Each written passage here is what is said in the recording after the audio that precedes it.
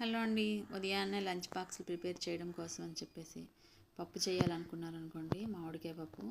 ఈ రకంగా చేశారంటే మీకు చాలా ఈజీగా అయిపోతుంది. దీనికోసం అయితే పప్పు ఉడకపెట్టి రెడీ చేసుకోండి. తర్వాత ఇందులో మామిడికాయ ముక్కలు, ములంకాయలు, పచ్చిమిరపకాయలు యాడ్ చేసేసి మళ్ళీ ఒకసారి కుక్కర్ పెట్టేయండి. ఒక విజిల్ మాత్రమే రానివ్వాలి. సాల్ట్ మాత్రం ముందు యాడ్ చేసుకోకండి. ఒక విజిల్ వచ్చినంత వరకు వెయిట్ చేయండి. ఈ లోపల మనం పక్కన పోపు రెడీ చేసుకుందాం.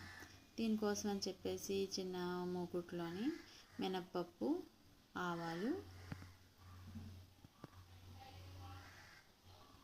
జీలకర్ర,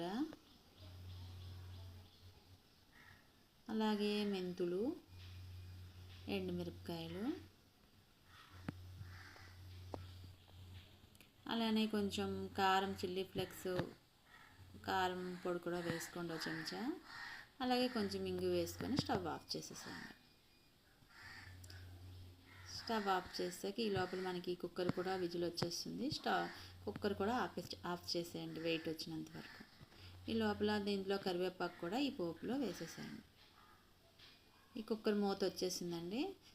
ఇది శుభ్రంగా కలిపేసి సాల్ట్ కూడా యాడ్ చేయండి. సాల్ట్ యాడ్ చేసాక స్టవ్ వెలిగించండి. మళ్ళీ మీడియం ఫ్లేమ్లో స్టవ్ పెట్టేసుకున్నారనుకోండి, 2 నిమిషాల్లో రెడీ అయిపోతుంది. ఇందులో మనం ఇందాక పోపు వేయించి పెట్టుకున్నాం కదా, ఆ పోపు కలిపేసేయండి. పోపుని కొంచెం ఎర్రగా వేయించండి, అప్పుడే టేస్టీగా ఉంటుంది.